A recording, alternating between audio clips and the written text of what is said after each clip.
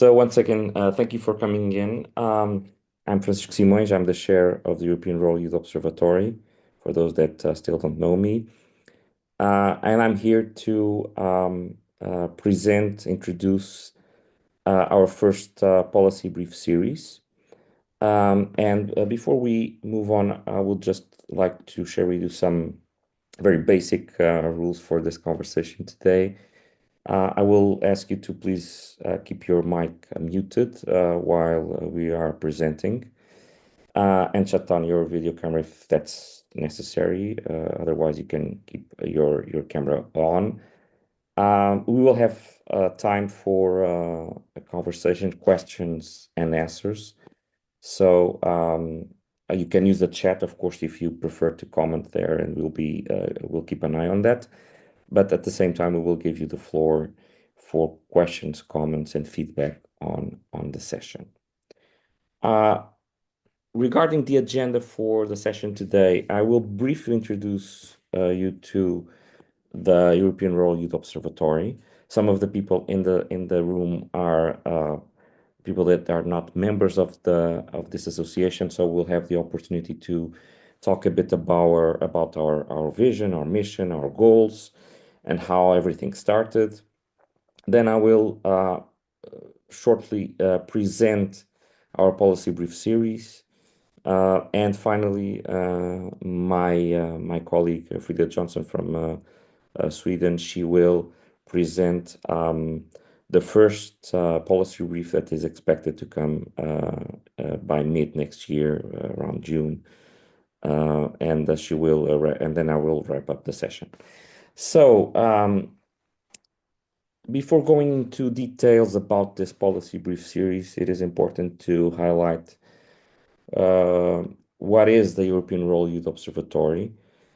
So we are a research-oriented association, and we bring together, of course, many people coming from academia, scholars, but we also gather together with people from the third sector, NGOs, civil society organizations, youth workers, and young people. And altogether, we are committed with the idea of moving rural youth forward through cooperation between multiple stakeholders and knowledge development. So it is important to explain that we are not a typical research society or research association, in the sense that we are not only focused on knowledge per se.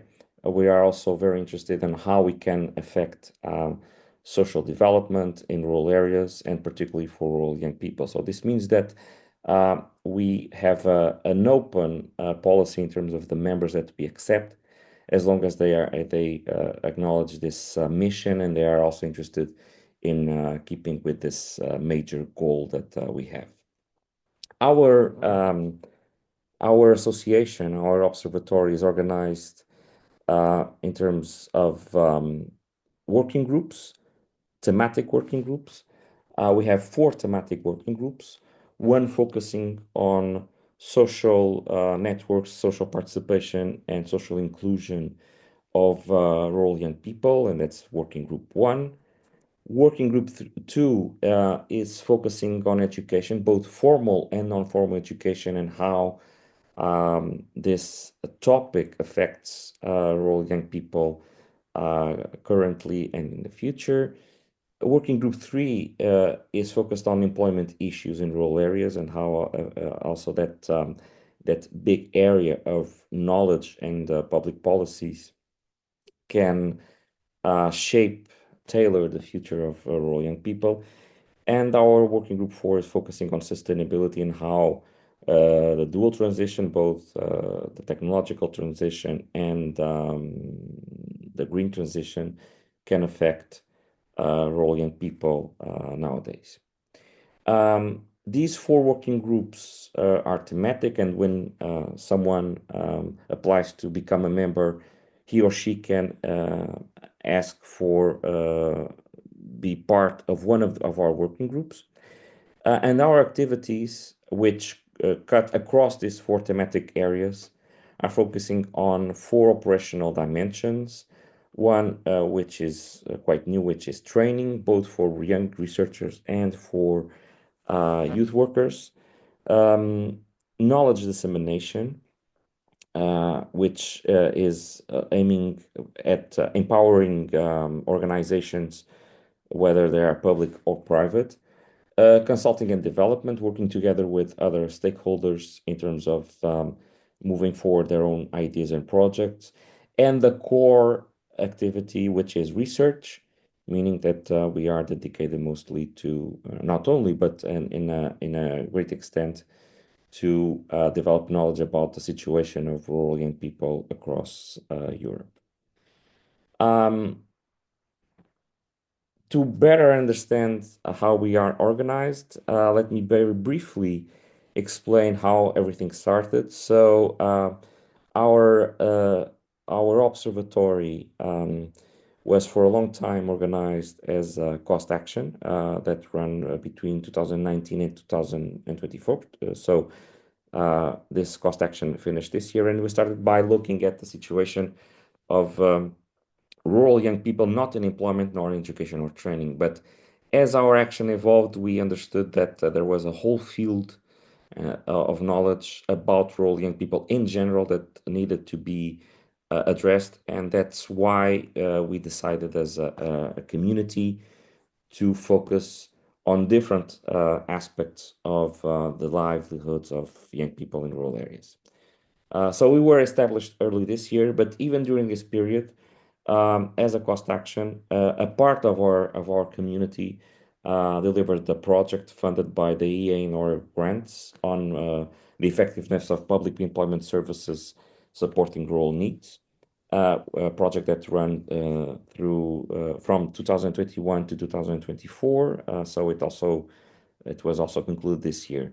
So this is the backbone of the origin of our observatory. But we are already working on new research activities. We were recently awarded a COST Innovators Grant, which is an extension of cost actions for developing specific tools, products, or services aiming at a specific challenge that needs to be addressed. And I'll talk a bit about this later because it's connected with our policy brief series. And we have also been awarded a grant under the European Social Fund scheme, funding scheme for projects focusing on needs. And with the leadership of a Polish institution, IBS, which is represented in our community, we are starting next year a project on innovations for empowering youth with disabilities. And that's another challenge that we want to meet soon.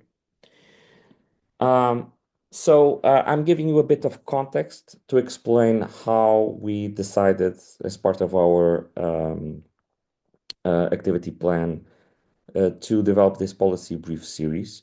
We have, as a network, developed policy briefs before, and these policy briefs are based on our working group experience. But we decided now that we needed to use this also as a tool to reach out to different kinds of organizations, especially those involved in policy making and program development.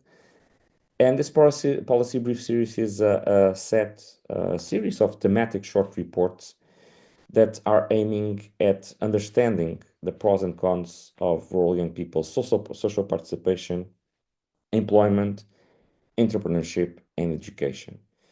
And the standpoint, the perspective that we are going to adopt is a future-oriented perspective. So, as all of you are aware of, most of the times rural communities are understood from this perspective of the dichotomy with urban areas.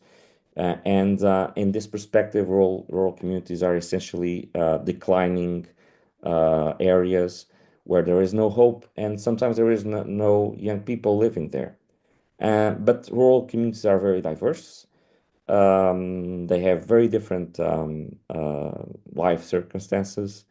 And based on that, we believe that our approach should be a future-oriented one, one that focuses also on the strengths and the opportunities of these rural areas, while acknowledging the challenges that are out there for rural young people.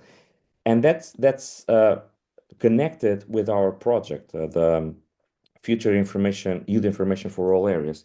This COST Innovators Grant goal is to develop a toolbox of forecasting methods that can be used by policymakers and program developers in rural areas to address trends out there in terms of employment, of social inclusion, education, and to improve the policies on the ground and the programs on the ground.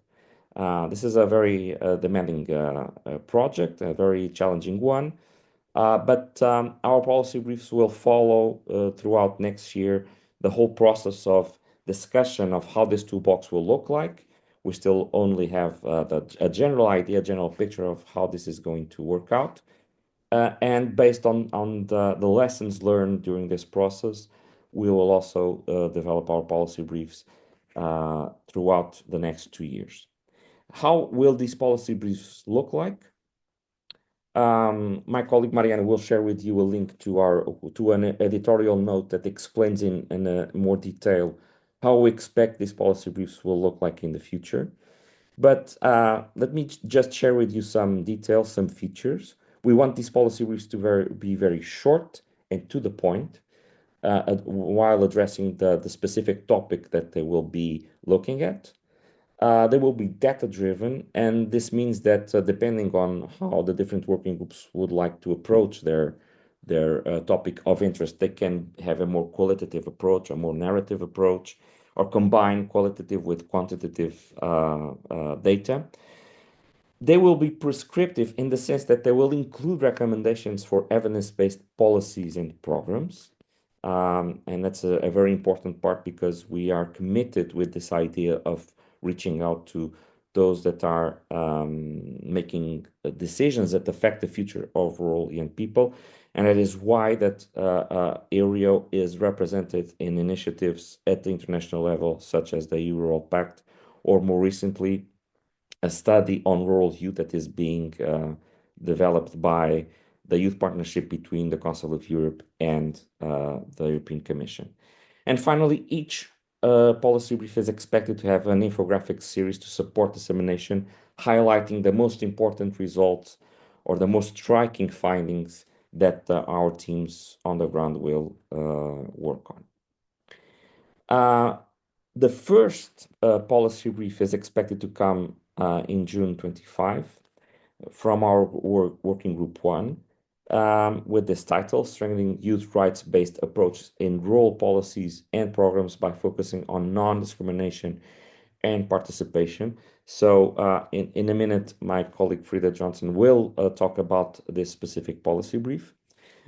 Then every 6 months, we expect to have new policy briefs coming in.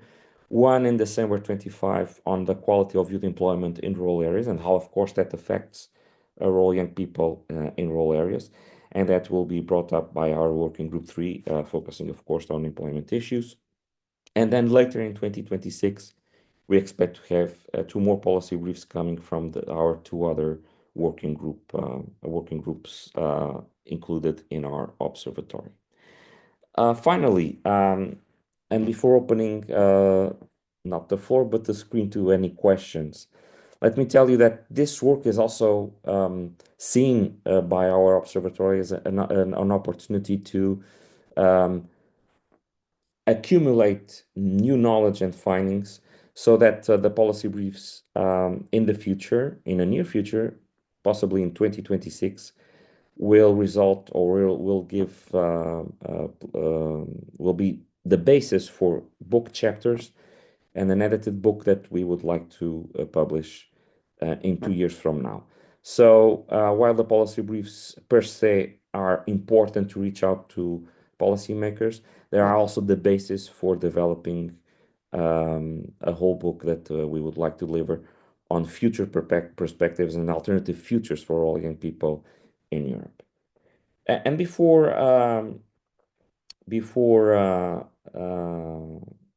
giving the floor to Frida, Of course, we can have a moment for questions, comments, and any feedback that you would like to share from your side.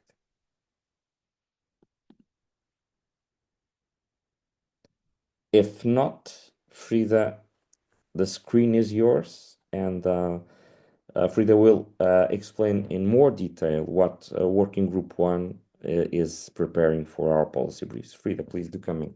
Yes, thank you. Do you all hear me well? Yes, Yes, perfect. good. Thank you. I will just share my screen. Here we are.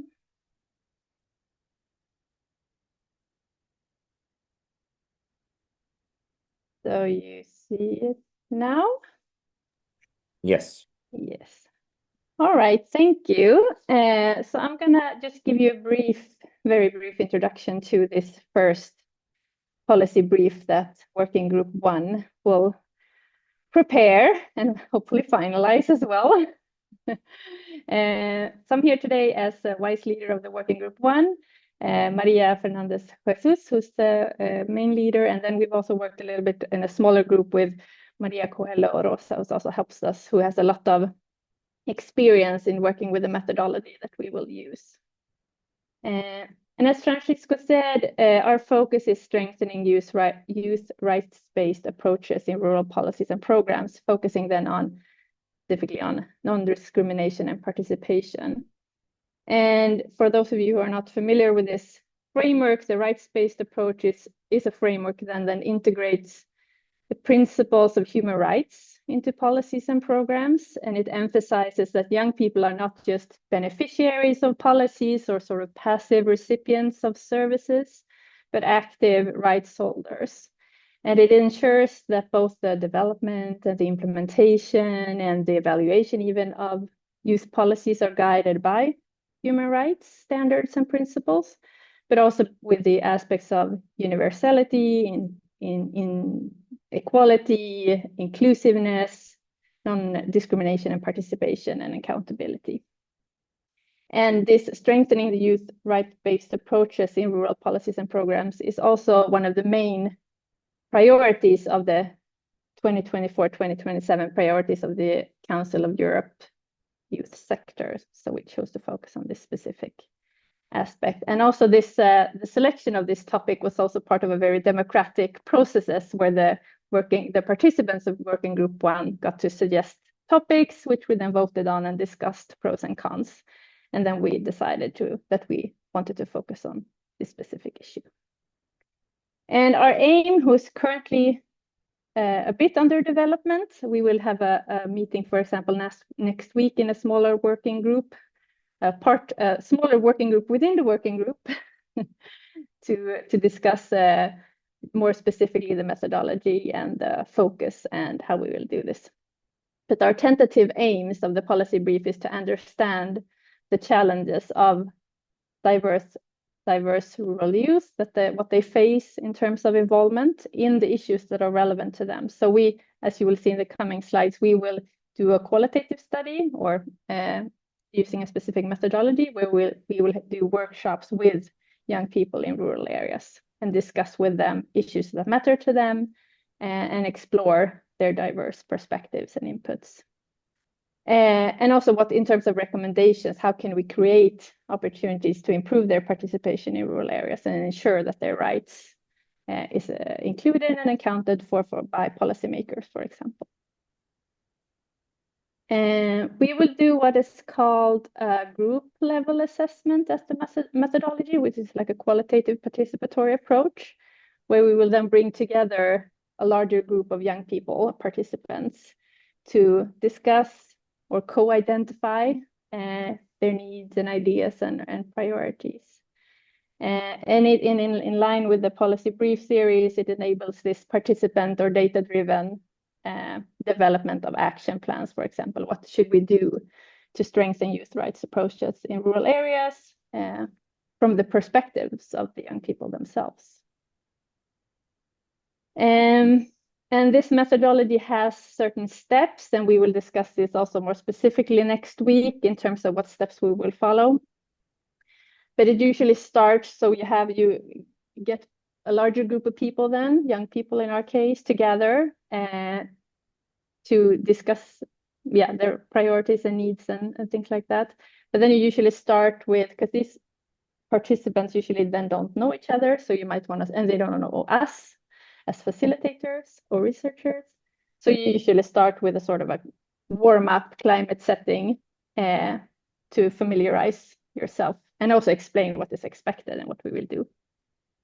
But then the participants then is expected to walk around. Usually you're in a larger venue and you have posters or on the walls where they are providing their priorities and ideas or statements to pre-identified prompts. And then you usually also have a depot where you go around and read other people's priorities to get a sense of the collective. Where are we and what are we thinking about here? And then time for reflection around this information. And then you also sit down. So maybe first this is individual, and then you sit down within this larger group, you sit down in smaller groups to synthesize and thematize maybe the statements or the suggestions that were put together and put out in the group. And then you can also include aspect of prioritizing these, because usually you end up getting quite a lot of ideas or priorities, and then you might want to have some time to prioritize those. And then you can also end up with the action plan to develop some ideas on how to move forward based on these ideas. So we will, following this methodology, we plan to host workshops, approximately 2 to 3 hours. And as we have currently, we have 6 countries who's shown interest into hosting a workshop: Portugal, Sweden, Italy, Turkey, North Macedonia, and Lithuania. And then the workshops will then be with young people. We've discussed a little bit the age range and decided to go from 18, because in certain countries, that's sort of the legal limit for consent. So it's important there. And also it doesn't have to be very strict, but at least somewhere around 18 to 30, and in rural areas then. And then we want to, considering this with non-discrimination, we want to make sure that we capture a diversity of backgrounds and situations in terms of maybe socioeconomic, ethnicity, etc., gender, things like that. And we expect, usually in the group level assessments, you try to get at least 20, 25 people maybe in these workshops.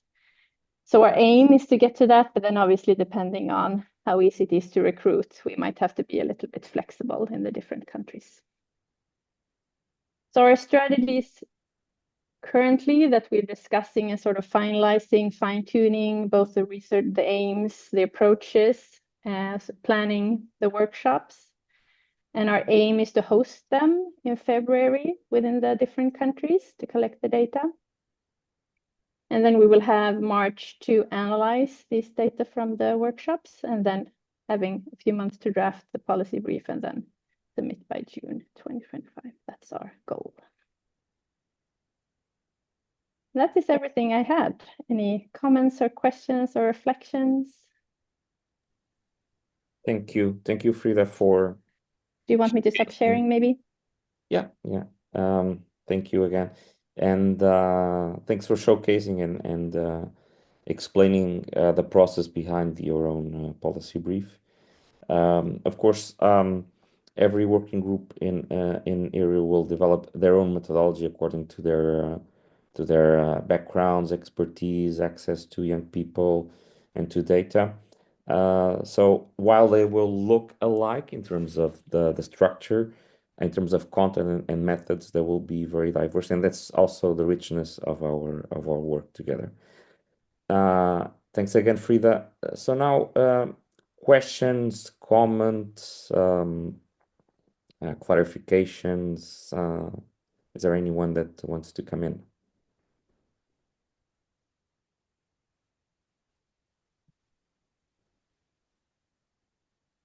Everything is clear. So if I'm not mistaken, regarding our policy brief series, Mariano has shared a link in the chat. to our website, where we will constantly update not only the new policy briefs coming, but any other materials that are relevant for this series. And you will find there the opening note, which explains the context and the goals that we want to achieve. I have Tatiana raising her hand, so please, Tatiana, do come in. Yes, hello everyone. Just to say to Working Group 1, Frida, in that case, I'm also glad to be part of this policy brief and to congratulate that it will be addressed to young people and by young people, saying that they will have a voice in this policy brief. And I think it will be very relevant for different reasons, but mainly because of this direct participation of young people in the policy brief. So just to say that I think that we tried to, when developing these policy briefs, to make them more briefly and with a brief and concise format that allow us that gave this policy brief a character that will be different from academic output. That means that is an opportunity to talk with other publics than academia. And I think that they will be a very important flag. That means that will be a very important way to reach other publics that we want also involve in other operational areas of our working group, not only the working group of our observatory, not only the research area, but also the other areas like consulting and development and also dissemination. So I think they will be a very rich form, a very easy form to reach these publics.